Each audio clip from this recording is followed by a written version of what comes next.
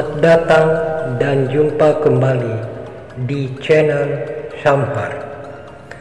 Assalamualaikum warahmatullahi wabarakatuh. Di sini ada bor listrik merek Bitek. Masalahnya tidak mau berputar atau mati total. Di mana letak kerusakan? Jawabannya ada pada video ini. Dan mari kita ikuti beserta penjelasannya. Sebelumnya, biasakan menonton sampai tuntas supaya tidak gagal memahaminya. Lanjut. Pada video ini kita lihat di mana mencari kerusakan harus secara sistematis, step by step atau bertahap. Mulai input di mana arus listrik masuk sampai pada outputnya motor tersebut, di mana energi listrik dirubah menjadi energi gerak atau gerak berputar. Di sini kita lihat bor tersebut sudah kita buka dan di mana switch daripada bor tersebut kita amati mulai dari kabel AC coil-nya atau kabel di mana arus listrik pertama masuk, itu kita amati dengan baik. Di sini kita sudah melakukan pengukuran. Ternyata pengukuran terhingga 2,33 mega ohm. Artinya sistem itu ada yang tidak terkoneksi atau non connection. Sekarang kita masuk untuk tahap kedua, yaitu memeriksa apa kabel coil-nya atau kabel listriknya yang bermasalah. Ternyata tidak. Lanjut, kita memasuki untuk melihat resistansi daripada motor bor tersebut, di mana resistansi yang biasanya kita ukur yang sempurna itu selalu di bawah 100 ohm resistansi dalam. Sekarang kita mencoba untuk mengukur atau mencari kerusakan di bagian berikut, di mana alat ukur manual kita tunjukkan itu tidak bereaksi. Nanti dia bereaksi kalau kita pegang motor bor tersebut. Artinya permasalahan ada di sekitar motor bor itu. Apakah armatur atau anker atau stator atau komutator?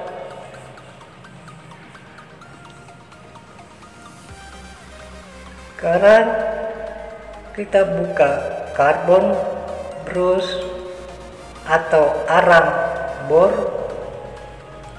Jangan sampai di situ letak masalah, karena karbon brush itu menghubungkan dua subsistem, di mana stator dan rotor. Itulah fungsi karbon brush yang terpasang kedua sisi, apa di sisi kiri atau kanan yang bermasalah, atau kedua-duanya. Semuanya itu kalau ada yang tidak berfungsi akan terjadi permasalahan seperti yang kita cantumkan dalam judul video. Ternyata kita memeriksa karbon bros, itu ada penyempitan di selongsong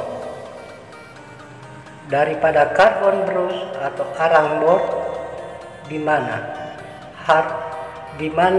karbon bros itu bekerja harus sesuai dengan tekanan pegas yang terpasang pada pangkal karbon bros tersebut. Ternyata itu mendapat hambatan dengan pergerakan di dalam selongsong. Ini mungkin diakibatkan ada cairan yang mengeras di sekitar karbon bros. Olehnya itu kita menggunakan amplas bekas. Kenapa bekas? Karena kalau amplas baru dia bisa merubah ukuran diameter daripada karbon bros tersebut. Setelah kita mengamplas, sekarang kita memasang kembali seperti semula, yang mana kita pasang di bagian kiri yang menuju komutator, dan selanjutnya sebentar kita akan pasang di bagian kanan, dan seterusnya lanjut dengan pengukuran. Jadi karbon bros yang kedua kita akan pasang kembali sesuai dengan ketentuan atau wadahnya. Jangan sampai ada yang terlupakan untuk memasangnya, karena karbon bros itu pegang peranan yang sangat penting, karena dia penghubung antara rotor dan stator dari suatu motor bor tersebut. Sekarang kita tunggu pemasangan sampai terpasang dengan sempurna seperti sebelumnya. Nah, ini sudah nampak terpasang, dan kita mencoba menekan dan mengamati, melihat proses kerja daripada rotor yang terkait dengan karbon bros atau arang motor, dan kita akan mencoba menggunakan pengukuran untuk melihat koneksi atau hubungan daripada dua subsistem antara stator dan rotor, yang mana resistansinya dia akan terbaca melalui alkometer digital yang tercantum dengan ukuran RD resistor dalam sekitar 32,5 ohm, itu yang sewajarnya. Jadi semua peralatan yang sifatnya berfungsi sebagai motor, resistansinya selalu di bawah 100 ohm. Makanya dia butuh arus yang besar.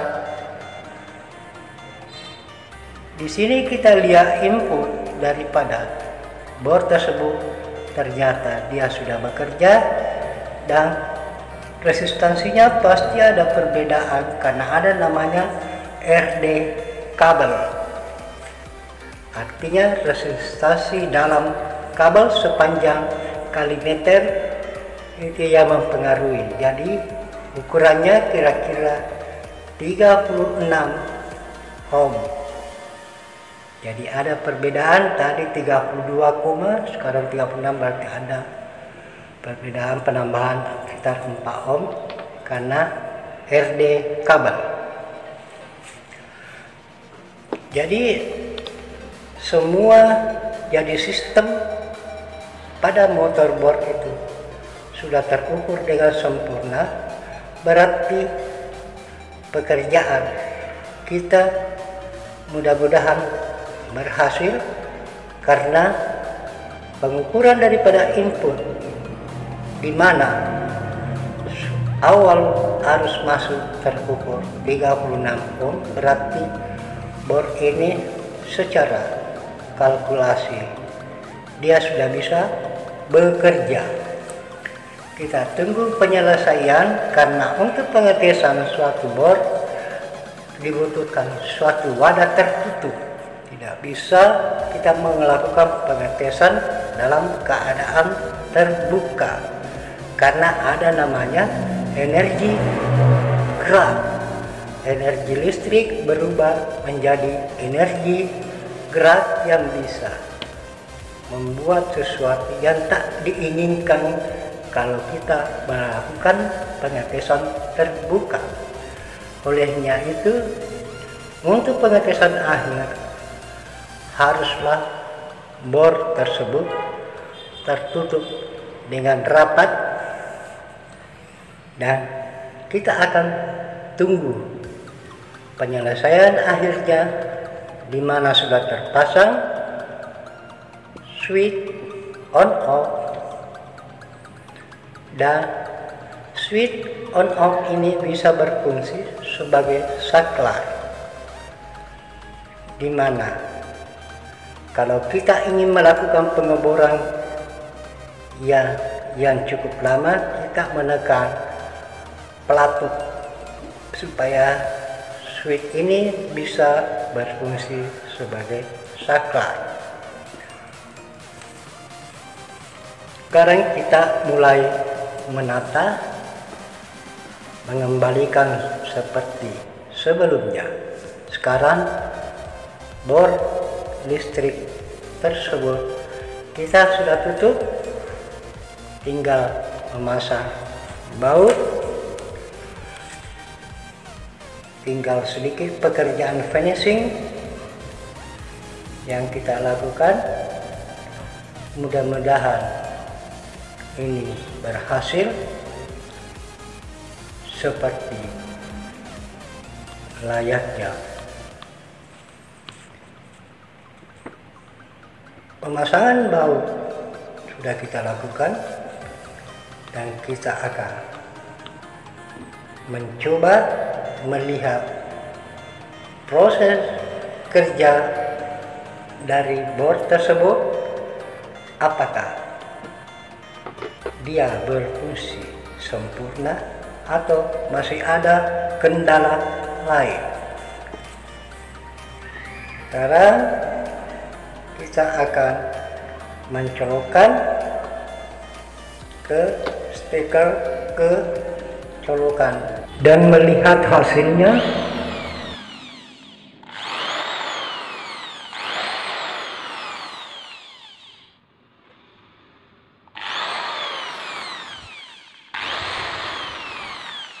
Ternyata berhasil. Demikianlah video ini. Semoga bermanfaat adanya. Kalau kita senang video ini, silakan komen di kolom komentar. Dengan senang hati kami akan membalasnya. Sekian dan terima kasih.